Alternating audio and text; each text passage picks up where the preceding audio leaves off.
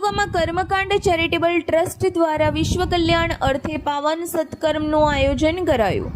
અમદાવાદ જિલ્લાના ધંધુકામાં કર્મકાંડ charitable trust અને કર્મકાંડ મંચ દ્વારા સર્વે ભવંતુ સુખીના સર્વે સંતુ નિરામયા ના પવિત્ર ભાવથી વિશ્વ કલ્યાણ અર્થે પાવન સત્કર્મનું આયોજન ભવાની મંદિર ખાતે કરવામાં આવ્યું હતું। આ વૈદિક અનુષ્ઠાન ધંધુકા શ્રી ભવાની મંદિર ખાતે સંપન્ન થયું, જ્યાં પાઠાત્મક નવચંડી યજ્ઞ અને વિષ્ણુ સહસ્ત્રના પાઠ દ્વારા દિવ્ય ઉર્જા અને આદર્શ ભાવનાને ઉજાગર કરવામાં આવી હતી।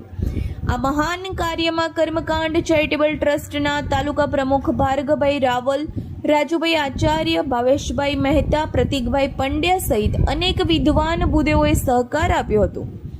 આ વિધિ દ્વારા સમસ્ત લોક કલ્યાણ, શાંતિ અને આધ્યાત્મિક ઉન્નતિ માટે પ્રાર્થના કરવામાં આવી, જે સમાજ માટે એક પ્રેરણાત્મક ઉદાહરણ પૂરું પાડ્યું હતું। Reporter CK Barad, DT news live 24, Dhandhuka.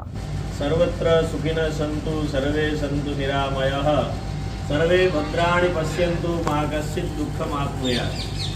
દરેક બ્રાહ્મણો કે જેનો હેતુ ભગવાને આપેલો છે લોક કલ્યાણ માટે, તો આજે બધા બ્રાહ્મણોએ લોક કલ્યાણ માટે ચંડીપાઠ અને વિષ્ણુ સહસ્ત્રના પાઠ કર્યા છે અને માતાજી ભવાની માના સાનિધ્યની અંદર કર્મકાંડ મંચ દ્વારા તો માતાજીને પ્રાર્થના કરીએ કે સમસ્ત એ લોકોનું કલ્યાણ થાય અને બધાયનું સ્વાસ્થ્ય સારું રહે અને બધાયનું જીવન સારું રહે, એવા ભાવ સાથે બધા બ્રાહ્મણોએ પાઠ કરેલા છે। જય શ્રી કૃષ્ણ, જય માતા, જય પરશુરામ, જય મહાદેવ।